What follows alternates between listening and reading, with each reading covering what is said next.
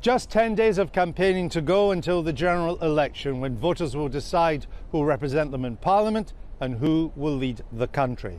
So which of the party leaders has the best plan for the future? Tonight I'm joined by the leader of the Scottish National Party and the First Minister of Scotland, Nicola Sturgeon.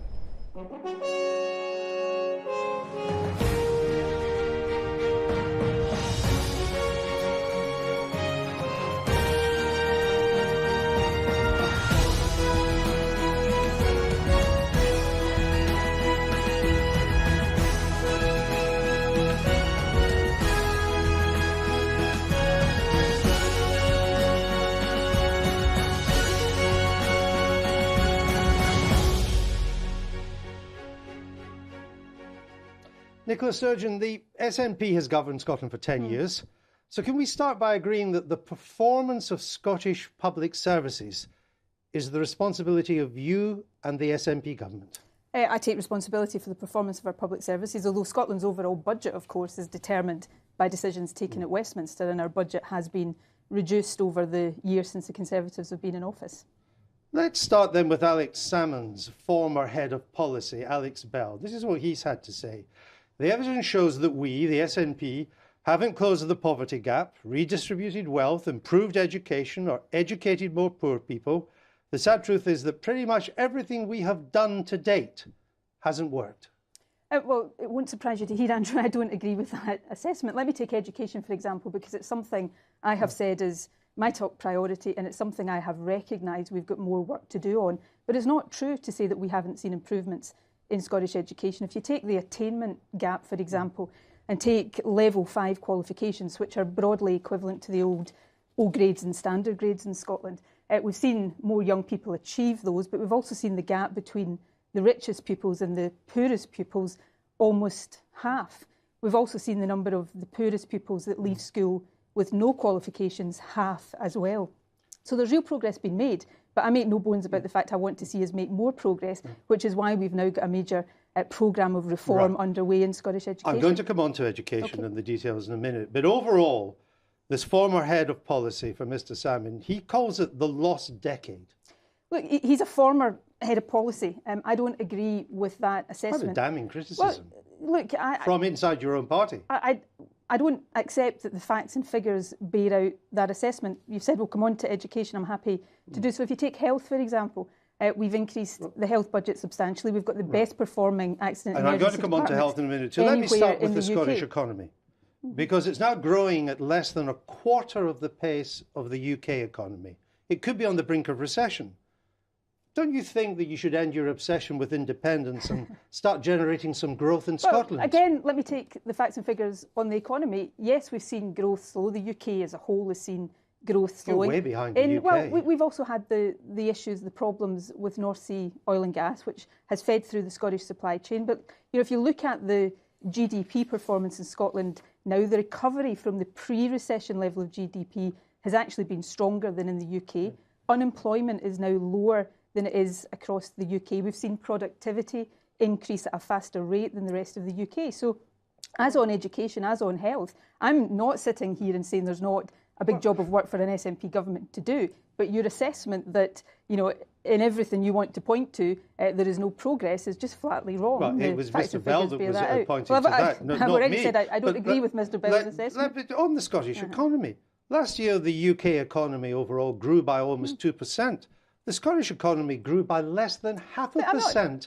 That's a terrible record. But you know as well as I do that the difficulties that have been experienced in the oil and gas sector have a disproportionately heavy effect in Scotland because of the importance of that sector to the Scottish economy. So that has been one of the reasons why we've seen a difference in performance. But if I look at the recovery of GDP in Scotland from the pre-recession level is 1.8% higher. It's less than that in the rest of the UK. And employment is doing well. Unemployment is lower. We are outperforming the UK in youth employment and female employment. Well, I'm working very hard with the Scottish Government to ensure that that's not the case. But we saw figures for the UK GDP just at the end of the week that showed that there's also a slowing of growth because of the Brexit effect. And Scotland is not immune from the impact of the Brexit vote. But why would the Brexit effect have a bigger impact on Scotland than the rest of the United Kingdom? Well, it hasn't had an effect on British growth. If you listen to what I was saying, I wasn't saying the Brexit effect had a bigger impact. I actually was saying that the reason for the different performance of the Scottish economy is the difficulties in the oil and gas sector. So it's not Brexit? But I think there is and will continue to be a Brexit effect in our economy. But if you listen to what I was saying, I was not saying that that was greater in Scotland than the rest of the UK. I was pointing to the particular issues in the oil and gas Your sector. finance minister, Mr Mackay, he blamed the economic reality of Brexit for the figures. Well, my view is there is an impact of Brexit. We're seeing in terms of the value of sterling and the inflation effects in our economy. But you know what you're asking me about. That's UK-wide. You know, I don't understand why Brexit would have a disproportionately bad effect on Scotland. I haven't argued. But that's what your finance minister did. Well, you're putting something to me that I haven't argued. 5th of April 2017, Derek Mackay, the new economic figures, these are the bad ones I've given, reflected, quote, the economic reality of Brexit. But he wasn't saying that that was disproportionate in Scotland. But you've asked me about the performance of the Scottish economy, and I'm saying that whether it's on the recovery of GDP from the pre-recession, whether it's on unemployment, which in Scotland is lower than the UK average, whether it's on productivity, or I'll give you another indicator, foreign direct investment into the Scottish economy. We had the latest EY report out last week showing for the 5th year in a row, Scotland is the best performing part of the UK outside of London and the South East. When it comes to R&D investment, we're the best bar no part of the UK. We see 1 in 50 foreign investment projects in Europe now coming to Scotland. So there's much to be positive about in the Scottish economy, but much to do as well. Let's come on to education. You mentioned it at the top of our interview. And it's been clear for some time that Scottish education has some real problems. Official surveys show declines in literacy and numeracy. Scottish schools are plummeting down global league tables. And why have you only just noticed? Were you too busy on the second referendum to get stuck in to the schools? Well, again, as I started out doing, I can point you to a number of indicators that show improvements in Scottish education and a narrowing of the attainment gap. So the statistics I gave you earlier on level 5 qualifications, not only are we seeing more young people achieving those qualifications, we're seeing the gap between the richest and the poorest narrow. We're seeing the numbers. That's partly because the top 20% are not doing so well. It's not because the bottom 20% are doing well. That's factually not true. Well, it is actually. The PISA survey, the authoritative global survey, showed that the highest achievers in Scotland were now in decline. They'd gone from 8.8% to just over 7%. Well, if you take tariff scores in Scottish education, which measure not just the quantity of qualifications that young people get, but the quality as well, it shows that performance in the top 20% has improved by about 9%, but the performance in the bottom 20% has improved by 26%. We've also got more young people, including more of our poorest young people, going into university than has been the case before. Now, I say that simply to set the context. I have been very frank about the fact that I want to see further improvement in Scottish education. So that's why we've got a new national improvement framework. It's why we've established an attainment fund. I was talking to a head teacher who stopped me in the street yesterday to talk about what he described as the life-changing impact of the new pupil equity fund that we've introduced in Scottish education. So there's progress there to be positive about, but there's much more work to do. There's not progress on what matters, which is reading, mathematics, science. In 2006, since 2006, on this PISA, the main international study, Scotland has dropped from 11th to 23rd in reading, 11th to 24th in maths, 10th to 19th in science. That's a terrible performance. Well, those statistics are from 2 years ago, and I've recognised those. They predate the reform programme that we've put in place. But I do think it matters. You said we're not improving where it matters. I actually do think the qualifications that our young people are coming out of school with do matter. We're seeing more young people coming out with hires and advanced hires. We're seeing more young people going into university. We're seeing the positive destinations of young people continuing to increase. So I am not sitting... And remember, the record of the SNP Scottish Government was assessed by the Scottish people at the Scottish Parliament election last year, and we won that election with a higher share of the constituency vote than any party in the entire lifetime of the Scottish Parliament. On top of this international study, your own official body on literacy and numeracy came out with some pretty damning figures. about what was happening there. And if you can't get literacy and numeracy right, I'm not sure what you can get right in education. What body are you talking about? Your response, the Scottish Survey of Literacy and Numeracy. It's not. Well, firstly, it's not an organisation. It's a survey that we carry out. Yes. And you've closed it down. But let me take. You've closed it down because it's a sample survey that is based on information in about 12 pupils per secondary school. What we are replacing it with is comprehensive data broken down not just by local authority but school by school. That survey. This survey was highly regarded in educational circles, wasn't it? As First Minister, it doesn't tell me anything about the performance of individual schools. So I'm replacing it with something that will give us not just sample data but data on every pupil in every school in the country. Which the teachers will provide. Informed by standardised assessments. But will you publish the standardised assessments of every school? We'll publish the information. For each school, we'll publish the information on the percentage of pupils that are meeting the required levels of the curriculum for excellence. So the SSL, and I want to come back to a point on SSLN because it's important Which is the survey in literacy. Yes, but I want to come back to that. Take the performance of young people at S2, which is where the decline in reading was recorded.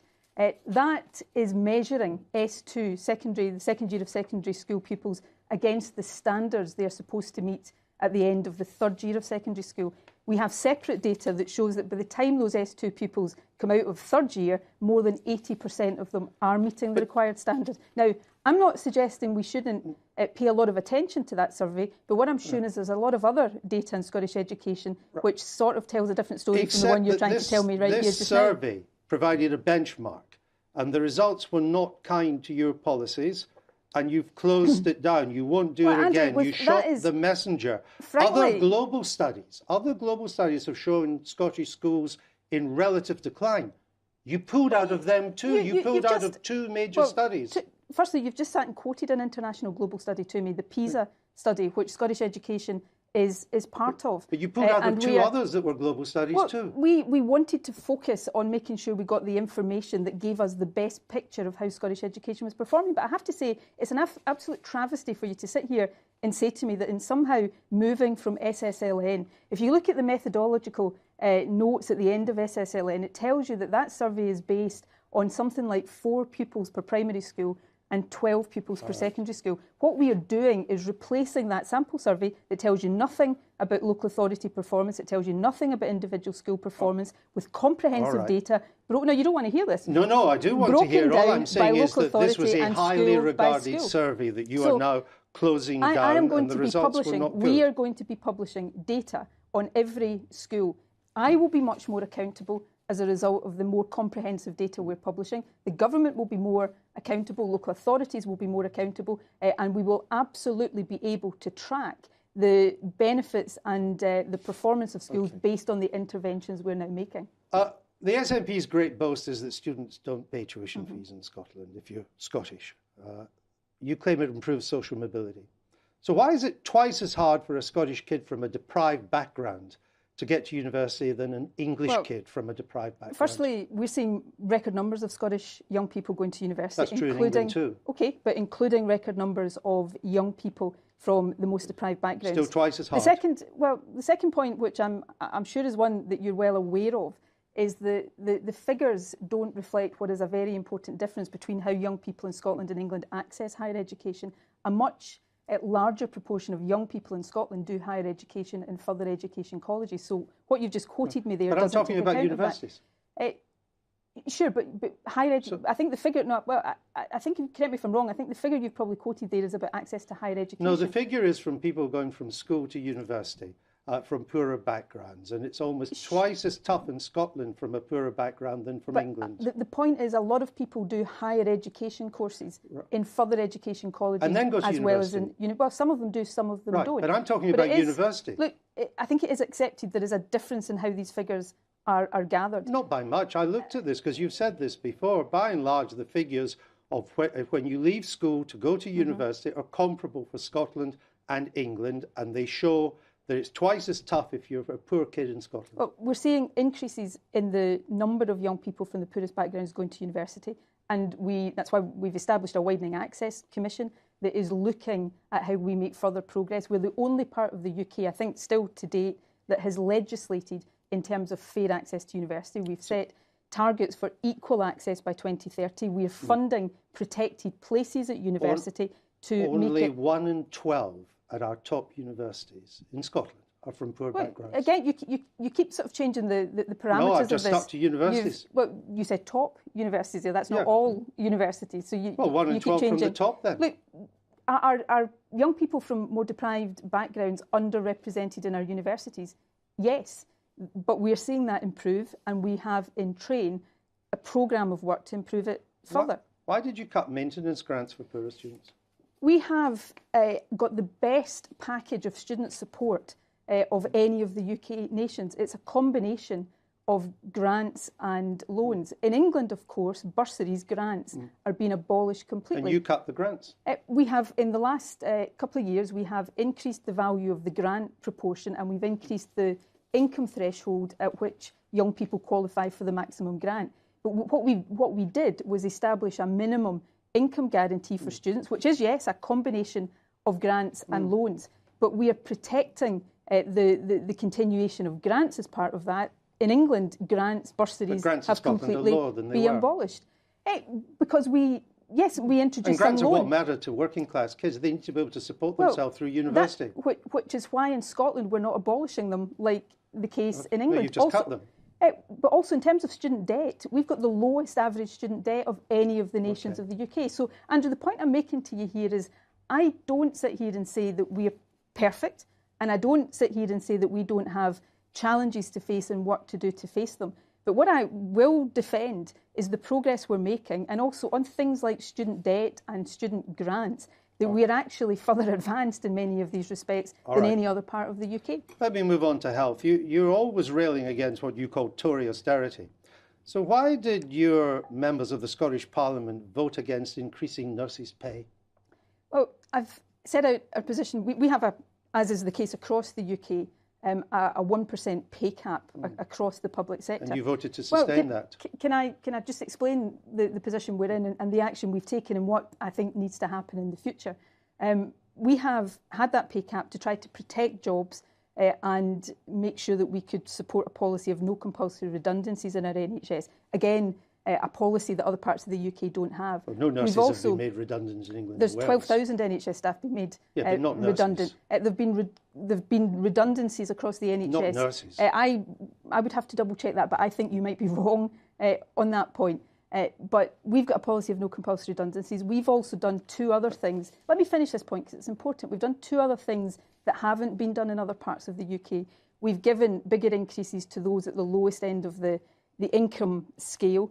And we've also protected what's called progression as people move through the pay scales. That hasn't happened in other parts of the UK. So if you're a newly qualified nurse in Scotland, you're actually paid more than you are in any other part of the United Kingdom. Now, that pay cap's been in place for reasons that I don't enjoy having to accept. And you could have changed it.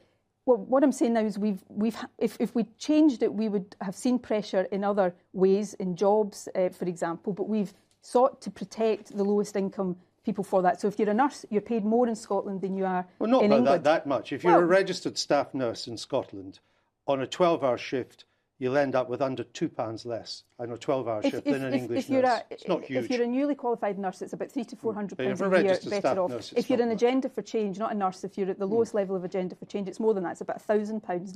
Now, I'm making that point to say we've taken action where we can. But can I finish the point about the future?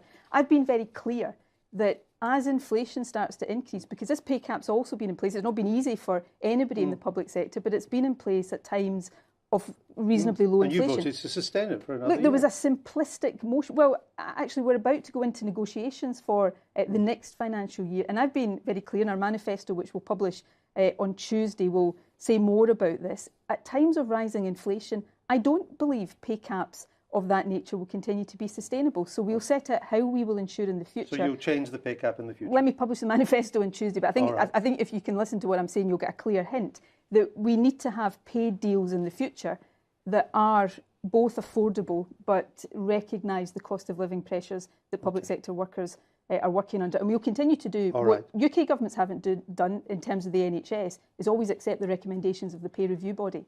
If you do well in this general election, will you use that to strengthen the case for a second independence referendum? Well, this election, I mean, we put in our manifesto for the Scottish election last year the idea that Scotland should have a choice at the end of the Brexit. If there was a vote for Brexit, that Scotland should have a choice. So what this election does, I suppose, is determine whether the people of Scotland think that whether and when Scotland should have a choice about our future should be a decision for the Scottish Parliament or for UK So it will Prime strengthen Minister. the case if you do well. well. We've got that mandate already, and it will underline and reinforce that mandate. But this election will not decide whether or not Scotland becomes independent. But you called for a second referendum because of Brexit. You said Scotland was being dragged out of the EU against its will.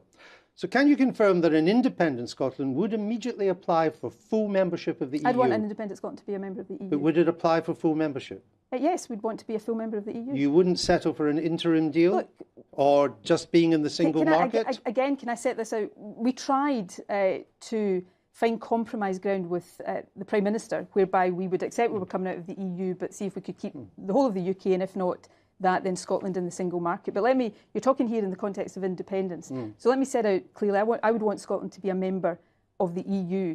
If, and it's an if because I don't control the Brexit process and I can't foresee exactly how that will unfold. If Scotland had already been taken out of the EU and there was a period in which we had to get back into the EU, if it was necessary, then we would want to protect our single market membership in the interim. So there could be an interim arrangement? Well, if that was necessary, but the objective would be, and we've heard people from, voices within the Commission, the Deputy Chancellor of Germany, senior European parliamentarians talk about the fact that it would not be a complicated process for Scotland to become a member of the EU if we were independent.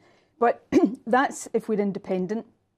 I think in this election, because I want Scotland to have a choice, not now, but at the end of the Brexit process when the options are clear. This election, though, gives Scotland another opportunity. It gives us the opportunity to have our voice heard, generally in the House of Commons, but specifically in terms of the Brexit negotiations, so that we can try to make sure that there's not a deal that is bad for Scotland. The Prime Minister says that there won't be a second referendum on your timetable.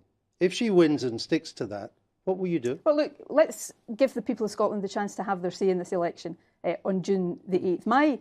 And this has been you've covered Scottish politics for a long time. I was going to say probably longer than I've been alive, but that would upset you midway through an interview, which would probably not really. be I just allow you to answer the question. What will you do if the Prime Minister does not grant you a referendum? Look, I think if the SNP win the election on June the 8th in Scotland, and I'm taking nothing for granted, but if the SNP win the election, having won the Scottish election last year on the strength of a manifesto commitment that was very clear, and in the interim the Scottish Parliament having backed that, then I think that position of the Prime Minister is unsustainable. But if she doesn't change, what would you do? I'm not going to sit here. We've got an election in 10 days' time. I'm not going to sit here and speculate about that. There's not much. The truth is, there's not much you can do. I think in politics, positions quickly become unsustainable, and we've seen in the last few days, and you highlighted this in your interview with her, that this is not a Prime Minister who's very good at holding position when she feels it's under pressure. She's a Prime Minister that has seemed to perfect the art of the U-turn. Let me come on to Brexit. You say that a vote for the SNP will strengthen your hand in the Brexit talks.